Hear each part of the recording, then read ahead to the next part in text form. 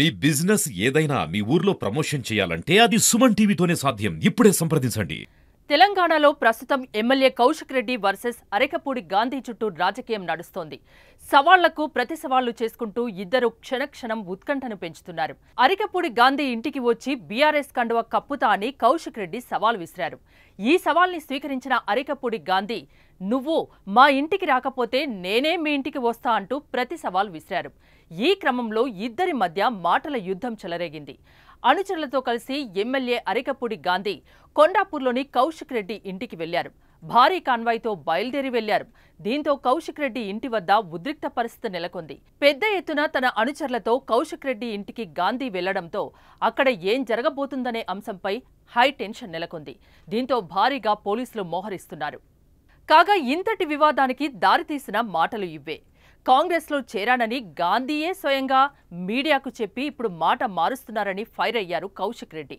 Party మారిన వారు high court తీర్పు తర్వాత గజగజ వణుకుతున్నారన్నారు. స్పీకర్ నిర్ణయం దాకా ఆగకుండా ఫిరాయించిన ఎమ్మెల్యేలు రాజీనామా చేసి ఉప ఎన్నికల్ని ఎదుర్కోవాలని అన్నారు. ఎప్పుడు ఎన్నికలు వచ్చినా ఆ 10 సీట్లు బీఆర్ఎస్ గెలుస్తుందని చెప్పారు.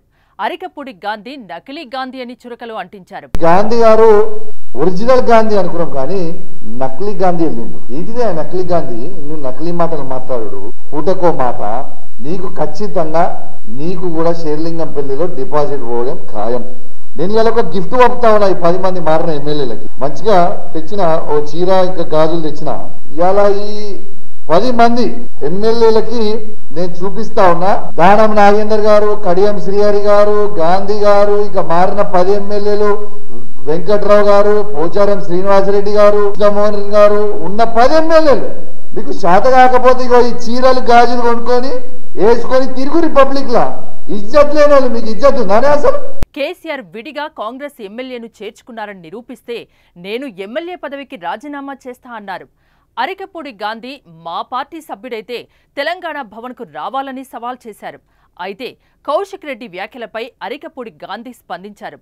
దమ్ముంటే రావాలని, లేకుంటే తానే వస్తానని కౌశిక్ రెడ్డికి ప్రతి సవాల్ విసిరారు గాంధీ. ఈ నేపథ్యంలో కౌశిక్ రెడ్డి ఇంటికి చేరుకున్న గాంధీని పోలీసులు అడ్డుకున్నారు. నా క్రమశిక్షణ 10 ఏళ్లు శాసనసభ్యుడిగా చూశారు. వాడు శాసనసభ్యుడయ్యి తిప్పి కొడితే 1 సంవత్సరం కాలే.